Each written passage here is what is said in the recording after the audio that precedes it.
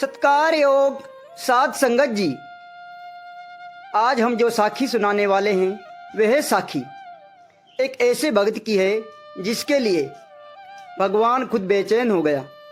ये साखी है भगवान जगन्नाथ की और उनके प्यारे भगत माधव दास की। बहुत कम लोग जानते हैं कि माधव दास जी जन्म से संत नहीं था। उनका बचपन का नाम था माधव शर्मा। वे बांग्ला के एक साधारण ब्राह्मण परिवार में जन्मा था। पिता पंडित हरिदास शर्मा वेद पढ़ने वाला था। स्वभाव थोड़ा कठोर था। माता शारदा देवी बहुत सीधी और भगवान की भक्ति किया करती थी। वे हमेशा माधव से कहती, बेटा भगवान को कभी मत भूलना। लेकिन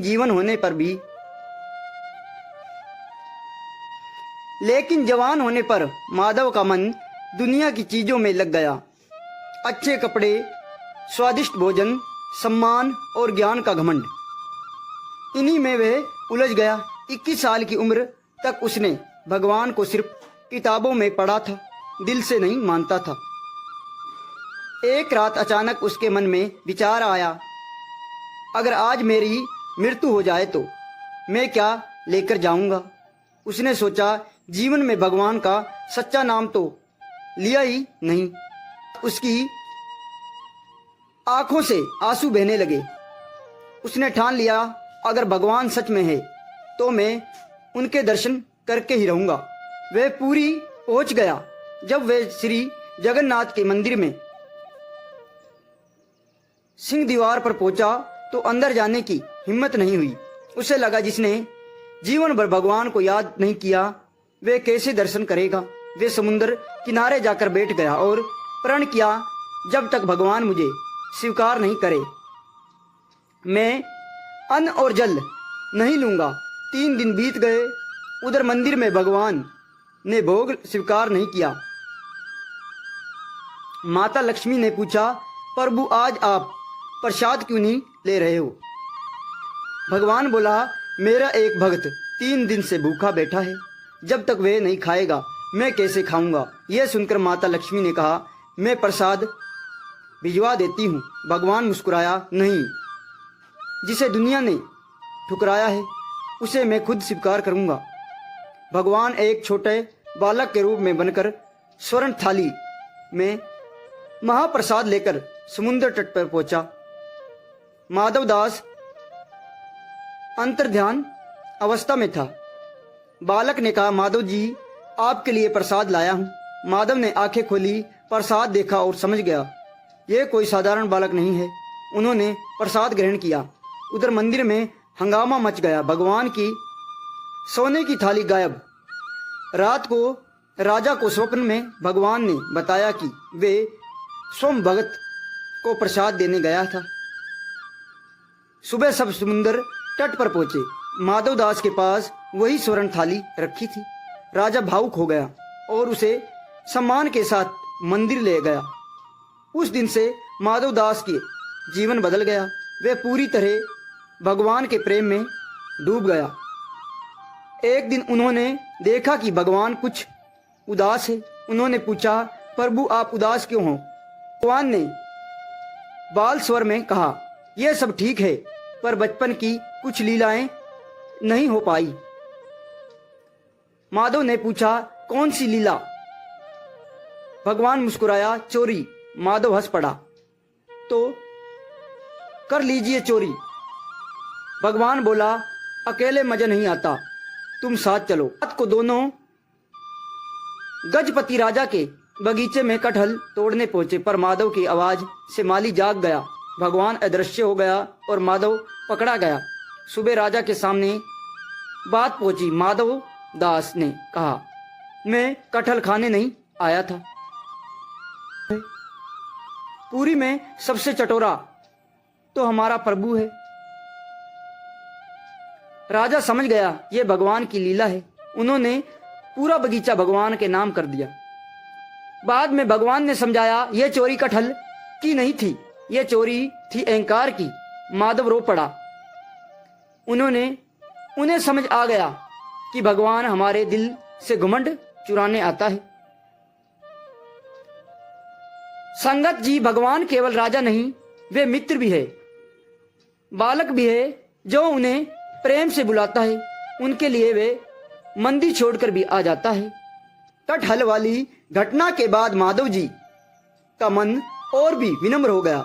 वे हर समय भगवान जगन्नाथ का नाम जपता रहता, मंदिर की सेवा करता, सफाई करता और खुद को बहुत छोटा मानता। एक दिन वे दर्शन के लिए गया। उन्होंने देखा आज प्रभु कुछ शांत है, न शरारत न मुस्कान। माधव दास ने हाथ जोड़कर पूछा, प्रभु आज आप चुप क्यों हो? भगवान ने धीरे से कहा, माधव तुम हमसे नाराज तो नहीं? माधव घबरा गया, प्रभु मैं आपसे नाराज कैसे हो सकता हूं? भगवान बोला, उस रात तुम्हें। माधव दास की आंखों से आंसू आ गए। उन्होंने कहा, प्रभु जहां आप हैं वहां अपमान भी प्रसाद है।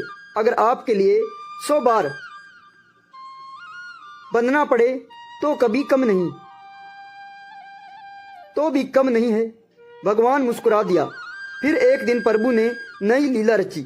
माधव दास मंदिर के पास बैठा भजन कर रहा था। तभी एक गरीब वृद्ध उनके पास आया। उसने कहा, बाबा मुझे बहुत भूख लगी है। माधव दास के पास उसे समय कुछ नहीं था। वे दौड़कर मंदिर गया और बोला, प्रभु एक भूखा खड़ा है, कुछ दीजिए। अंदर से जैसे मन में आवाज आई, माधव आज तुम दो। माधव दास समझ गया। वे अपनी चादर बिछाकर भोजन लाया और उस वृद्ध को खिला दिया। जब वे वृद्ध खा चुका तो अचानक उसके चेहरे पर वही चंचल मुस्कान आ गई, वही बड़े काले नेत्र, सुलभ चमक।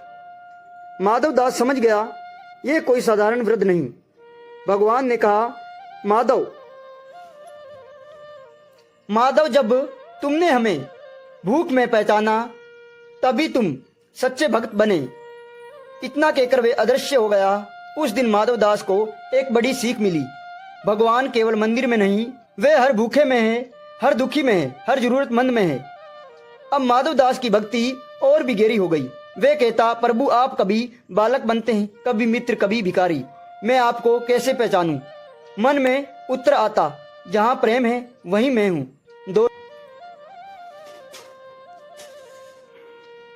समय बीतता गया। माधव दास जी का जीवन अब पूरी तरह भगवान जगन्नाथ के नाम में डूब चुका था। सुबह समुद्र को प्रणाम करता, फिर मंदिर जाकर दर्शन करता और दिन भर सेवा में लगा रहता। लेकिन एक दिन उनके मन में एक चिंता उठी। उन्होंने सोचा, प्रभु तो सदा यहीं रहेगा, पर मेरा क्या? जब मेरा शरीर नहीं रहेगा तब क्या मैं प्रभु से दूर हो जाऊंगा? यह विचार आते ही उनकी आंखें भर आई। उस दिन वे मंदिर में गया तो देखा प्रभु की मूर्ति जैसे उन्हें ही देख रही हो। माधव दास हाथ जोड़कर कहा, प्रभु एक डर है मन में, अगर मैं इस शरीर को छोड़ दूं तो क्या आप मुझे भूल जाओगे? मंदिर में शांति थी, पर उनके हृदय में एक मधुर स्वर गूंज रहा था, माधव जो हमें सच्चे मन से याद करता है उसे हम कभी नहीं छोड़ते। माधव दास रो पड़ा, बोला, प्रभु मैं तो कुछ भी नहीं हूं। मन में फिर आवाज आई, आज तुम कुछ नहीं हो, इसलिए हमारे हो। जो को बड़ा मानता है वे दूर हो जाता है, जो खुद को छोटा मानता है वे हमारे दिल में बस जाता है। कुछ समय बाद माधव दास बीमार पड़ गया। शरीर कमजोर हो गया, पर होठों पर नाम था, जगन्नाथ जगन्नाथ। के लोग उनके पास बैठकर भजन करने लगे। खबर राजा तक पहुंची। सबको लग रहा था अब माधव दास का अंतिम समय है। उसी रात एक अद्भुत घटना हुई।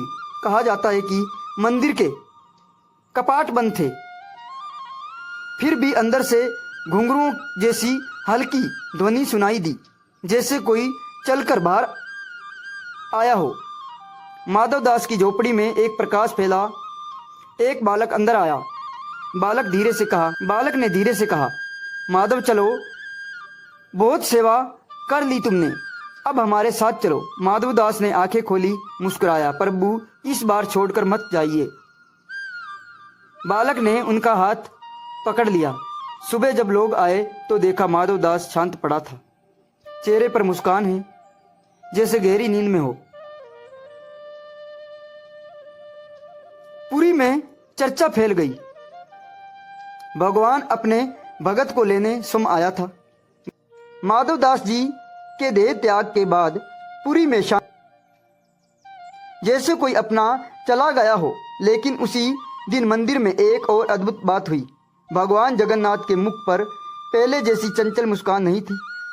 सेवक भी समझ नहीं पा रहे थे कि आज प्रभु इतना शांत क्यों है।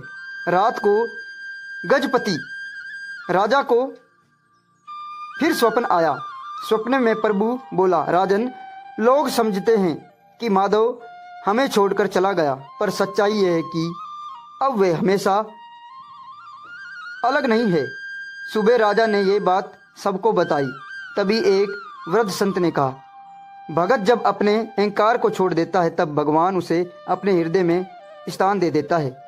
उस दिन से पुरी में एक नई परंपरा शुरू हुई। जब भी कटहल का भोग लगता, लोग मुस्कुराकर कहते, आज भी प्रभु को।